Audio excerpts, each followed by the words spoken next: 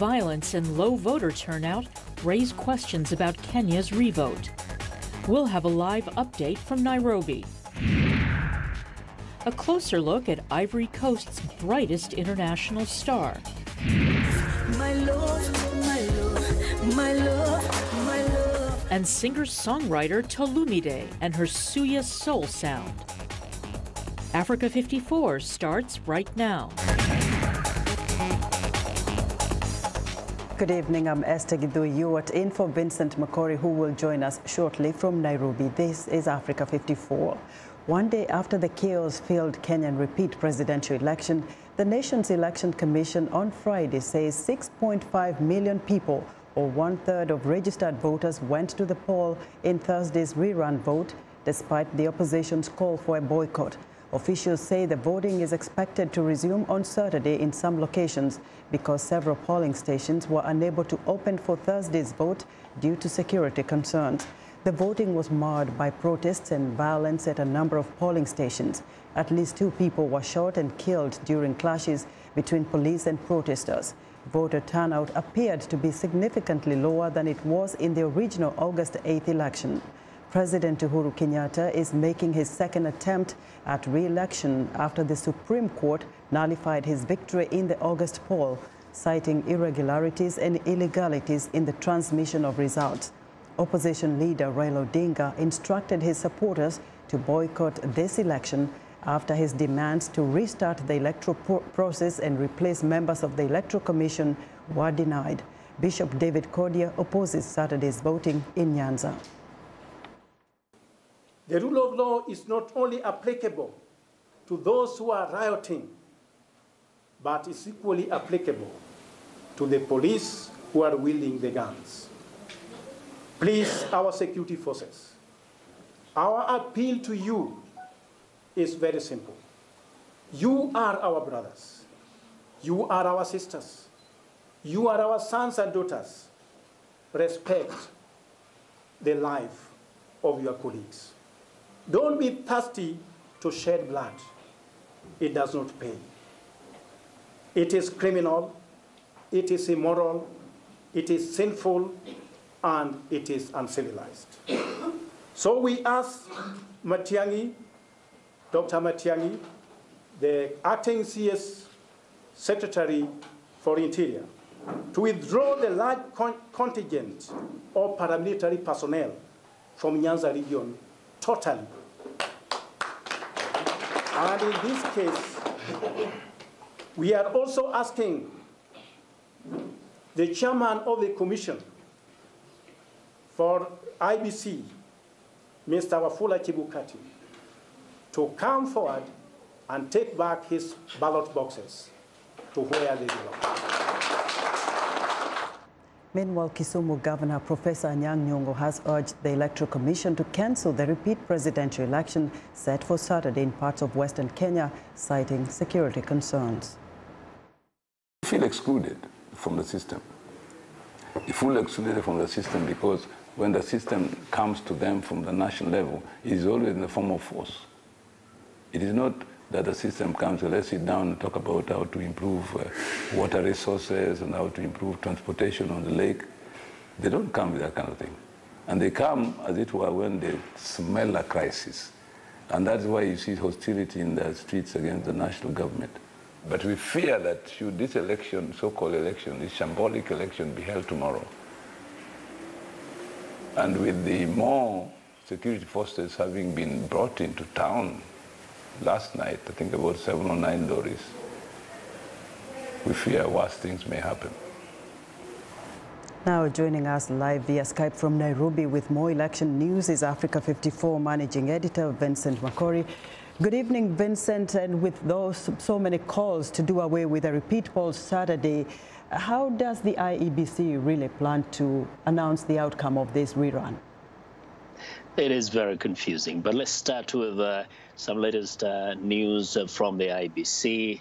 In fact, the chairman of the IEBC, Wafula Chebukati, came on today and said he, again, is postponing elections in so many of the constituencies where elections were supposed to take place tomorrow, Saturday. They will not take place tomorrow, Saturday, in over 3,500 polling centers until a date to be announced later. These are the reasons they gave. Security of the election officials, some of them who had been attacked, kidnapped, scared out of their homes and their workstations. So while so many other people are thinking perhaps Saturday wasn't a bad day, especially for people who come from southern part of Kenya, South Nyanza, who are predominantly Seventh-day Adventists who do not vote or do any kind of work on a Saturday. So that throws in a bit more confusion into when will we finally get to hear the final results or the end of this process. It's all about the end of this process.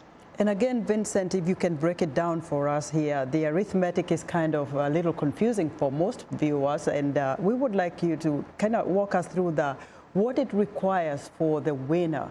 You know, thinking about the 47 counties of Kenya, what percentage of the counties, what percentage is required for the president to win this election? The winner has, by a constitutional requirement, get more than half of the votes cast in that particular election, and at least 25% of the votes cast in at least 24 counties out of the 47. So he has to get more than half, 50 plus 1. Then he has to get 25% in at least 24 of the counties. Wow, it's a kind of complex, is the requirement. Yes, and at the moment we know that there's been boycotts in so many of these places. We are waiting to see whether the president, in as much as he may get more than half of the votes cast, will he get 25% of votes in at least 24 counties. The drama is not ending today, rather. It continues, Vincent. It's going to continue. Thank you so much. Africa 54 Managing Editor Vincent Makori talking to us live via Skype from Nairobi. Now, a non-governmental organization in Nigeria is working to promote interreligious dialogue by empowering religious leaders with skills to enable them prevent and transform conflicts in their communities. And joining me here in the studio to tell us more is Sister Agatha Ogochukwu Chikelue. She's the director of the Interreligious Dialogue Office of Abuja, Nigeria. Sister Agatha, welcome to Africa 54.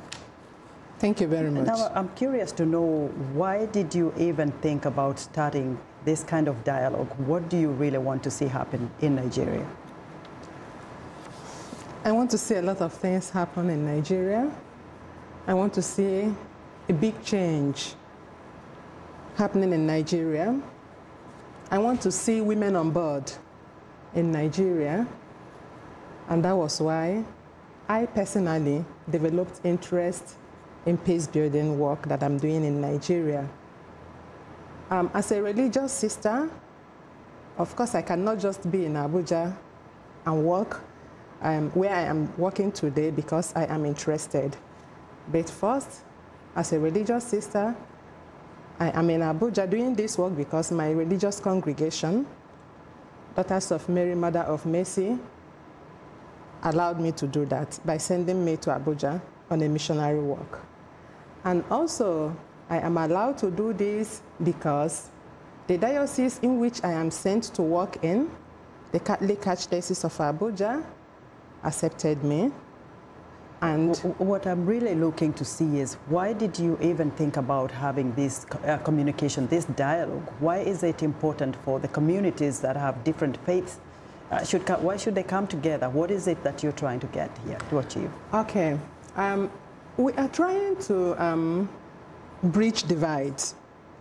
That is the main reason why we engage into dialogue, into peace-building work in Nigeria, because a lot of issues has been going on, a lot of religious manipulation, a lot of communal sectarian violence, clashes, a lot of things. And particularly now, when some group of fanatics think that they can just get up and start doing what they want to do in the name of religion, I'm talking about the Boko Haram and their likes, who go around killing destroying, maiming, and destroying lives in Nigeria. How has it been received? I've seen a bit of the work that you've done there. We have some video shots of that. But how have the communities received this initiative?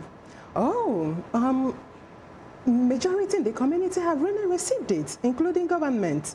Many have shown interest and many welcomed the efforts that we are making in this direction, especially at the level of women. You know, because when we talk about peace in Nigeria, when we talk about peace even in Africa, and we talk about religious leaders coming together to make peace in a country, you see that women are being most of the time sidelined. They are not part of the process, you know. But now, coming out as a woman with other women, championing this cause, building peace in Nigeria through women. You say it is working. Do you see this effort, you know, extending to other parts of Nigeria? Oh, definitely. Definitely, I have seen that. You know, my organization, CORE Foundation, Cardinal Onaico Foundation for Peace, is doing this fully in Abuja and in other parts of the country. But as I'm talking to you now, there are so many other organizations springing up in other parts of the country too, doing similar work, especially at the women's level. Bring peace to the communities in Nigeria. Exactly. Wonderful, excellent job, Sister Agatha. Thank you very much for talking to us. Thank you so much. God bless you. Sister Agatha Ogochukwu Chikelue is the director of the Interreligious Dialogue Office in Abuja, Nigeria. Now in South Africa on Friday, the host of VOA's popular Upfront radio show, Jackson Vunganyi, moderated a Facebook Live discussion on the merits of social media engagement at Discop Johannesburg. Discop markets help entertainment content producers, sellers and buyers connect, build relationships, pitch projects and make deals in Africa and the Middle East, two of the world's fastest growing marketplaces. Here's a short clip of the discussion.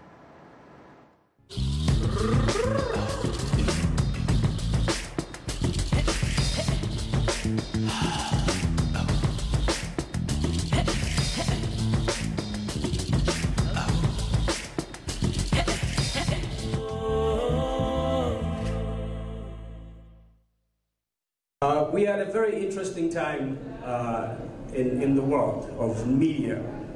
Traditional media as we know it, TV, radio, is changing rapidly. And that is because social media is disrupting the space, whether it's how we produce information as traditional media houses, or how you consume information, whether it's on Facebook or these different social media platforms. Traditional media they're in that transition of defining themselves in terms of competing against themselves. So what do I mean by that? If you have a newspaper, you need to have a digital presence. But what are you doing to differentiate what is in the paper that you printed at 5 o'clock in the morning versus, you know, breaking news about the budget speech that is happening in front of you as we speak? Is the word social media influencer kind of a new term in Africa? I choose to be different, even though ordinarily I would say I'm a social media influencer.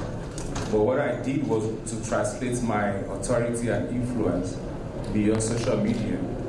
Because when you now say you're a social media influencer, the perception is that you're just some personality on the internet who has no relevance or value outside of it. So it's about fighting perceptions, whether you're a social media influencer. So you can be a social media influencer, but you have to be careful about the definition. Because people, once they put you in a box, they find it difficult putting you outside of that box. First, let's talk about your content itself. Yes. What kind of content do you push out to your audience? Most of my content is not just political, it's not just this and this. I try to cut across because I believe that if I cut across board, I can reach a lot of people. And I won't be what Omojo is saying, people group you and think that you're just this person and they put you in a box. First of all, I think as if there's no box in the first place. Omojo, what makes somebody successful on social media? Success in digital space is also defined as success of digital space. It's in the eye of the beholder. It depends on what you're looking for. For me, engagement is everything. The fact that I can say anything and have people who join the conversation is more important to me than if I had 5 million followers and they were not engaging in the conversation. So success, definitely engagement has to count. The next African-held Discop will be in Abidjan, Ivory Coast, in May 2018. Now, Manu Gallo is currently Ivory Coast's brightest international star. She is a Brussels-based percussionist, bassist, and composer. She is no newcomer to the African music scene, but her recent breakthrough to the world of funk with American icon of funk Bootsy Collins puts her at the pinnacle of her career. Bootsy discovered her through a simple video she posted on Facebook. VOA's Heather Maxwell has more. Manu Gallo is here in her own home in Brussels, Belgium, and this is her studios where she works.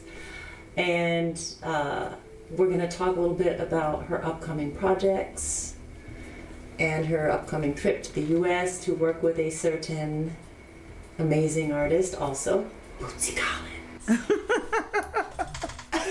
Let's go over to the couch. Manu, it's such a pleasure to be here in your home in Brussels. Thanks for having me. Welcome to my home. Thank you. The last time we saw each other was in 2012 in Washington. C'est vrai, ça fait longtemps. Yeah. It's longtemps. A lot has happened since the last time we saw each other. A lot. And I have the impression you have a really, really fantastic project that's coming down the pipeline soon. Could you talk about that? Yes. First, already it's been around 7 or 8 years since I've put out an album because I wanted to do other things.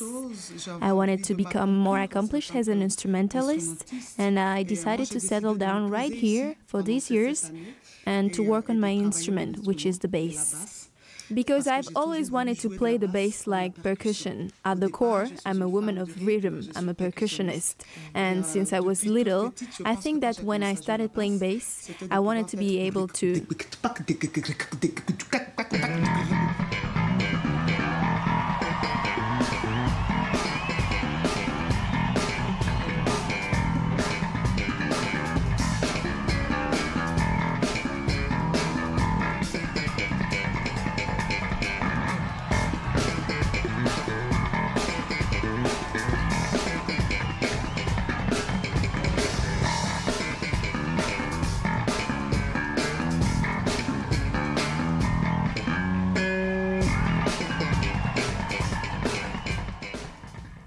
And on this route, on this research, I crossed paths with this incredible person who I think it was meant to be that I crossed paths with this person who is Bootsy Collins.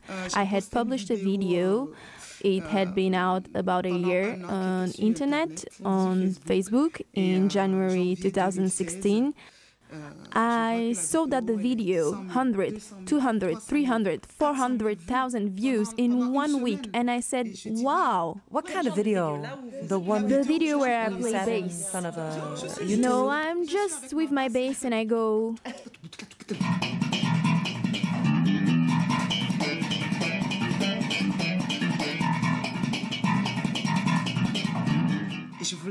I wanted to find out who was behind all of this popularity of my video, and someone said, Manu, it's Bootsy Collins who liked your video and he put it on his page. And that's why the video climbed all the way up to 1 million views. And so I tried to send him a message to thank him, and it was like he opened his door.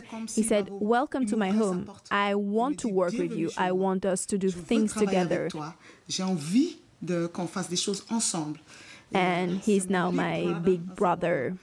And that's how he sent me his music. He was recording his album. He sent me his music. And it's really for me, during my research here in Brussels at my house, I could never imagine that I would play a piece with Victor Wooten, that I could play with Stanley Clarke, Manu Gallo, Victor Wooten, Stanley Clarke, Bootsy Collins. Wow. So he plays on one of your songs? So Bootsy, he produced 4 pieces on my album. There's also Chuck D, who's also on it. He's a major American rapper. There's Manu Dibango, who's on it. There's Zap Mama, Ma Sœur. Zap Mama is a cappella. We've worked together for 15, 20 years. And Manu Dibango is African history. And Bootsy Collins is my side funky. Really? So the album, it's going to be like that. There'll be the Africa side, there'll be the funky side, the crazy side, because, well, that's what I've always been. I don't want to be formulaic. I'm very, very happy. Very happy. Merci, Manu Gallo. Thank you. And today, October 27th, Bootsy releases his newest album, Worldwide Funk, and Manu Gallo is featured on that album and is currently in America with Bootsy to film her music video with him. Now, Nigeria.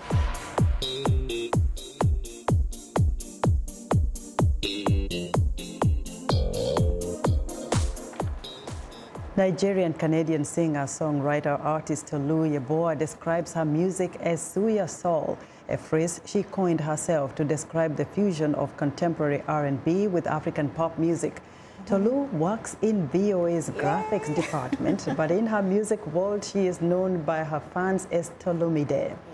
Now, Tolu joins me here in the studio to tell us more about her musical journey. Welcome to Africa 54, Tolu, for the very first time. Yes, so thanks for having me. It's so nice to see you here. Yes. You know, we see you at the graphics department. We didn't know you had another hidden talent. In, my second love, yeah. Yes, the second talent? Oh my, that's your other element. Yes. Now tell us, where did this music journey started? Because we have some of your music here and we want to play it.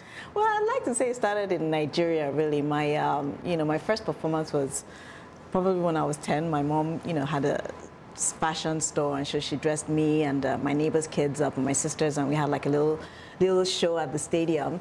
And then I sang a lot in high school, and then in university I got like pretty much a job that just fell in my lap. I was working part-time as a hairstylist, and my friend on a particular day just came in and said that, like, I'm looking for an artist, a singer for my band, and my friend, a lady came in, my boss's sister came in, and then my friend said, oh, well, why don't you consider Tolu?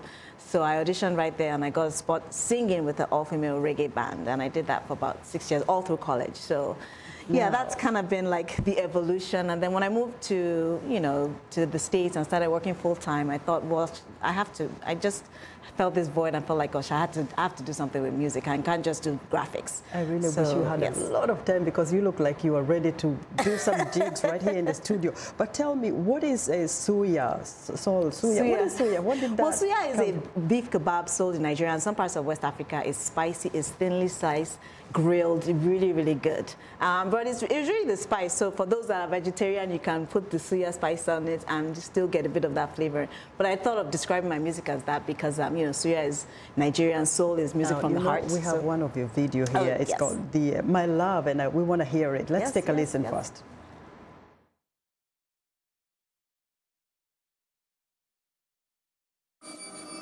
Get my Rocky, get my Rocky, get my Rocky, get my Rocky, get my Rocky, get my Rocky, get my Rocky, get my Rocky. You love me wonderfully, created me to look just like you. You bless me, shower me with more than I can ever do. I cannot live this life doing the things that I do without you. You are amazing, truly divine. Where can I find something as pure as you?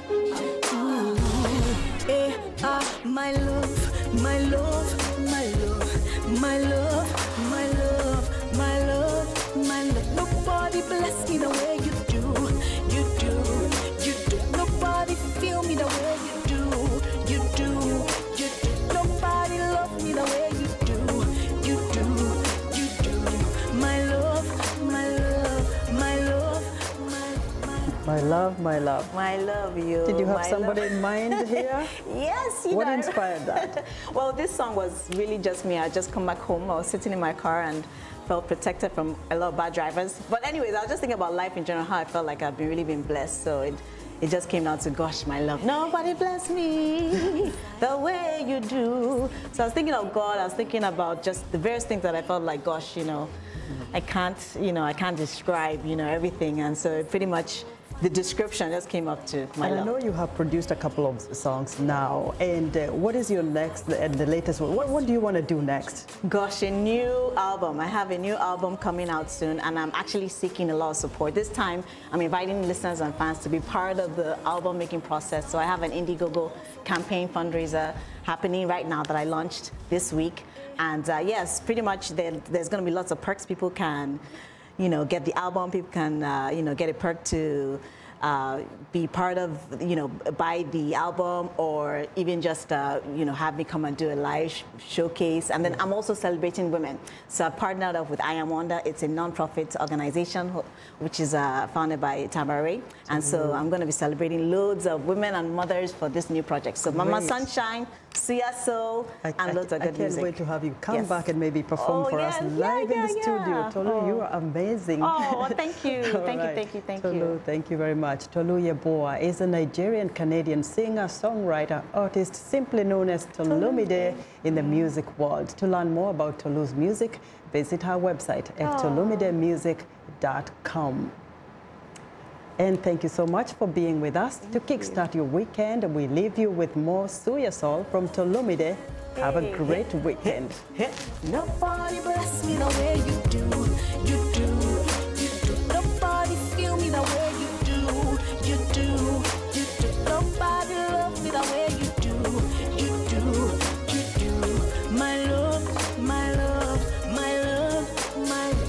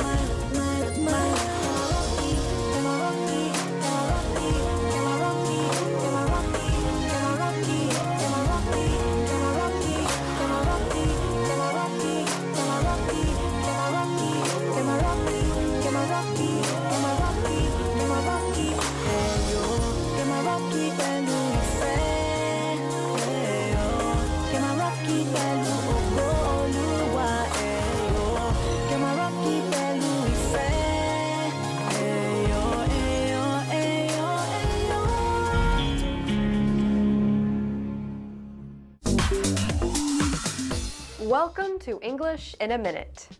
A plate is a dish that you put your food on. Have a lot on your plate. Hey Anna, I'm having a party this weekend. You should come. I wish I could, but my weekend is really busy. I'm baking a wedding cake, writing my article, teaching 2 classes, and oh, my parents are visiting. Wow, you have a lot on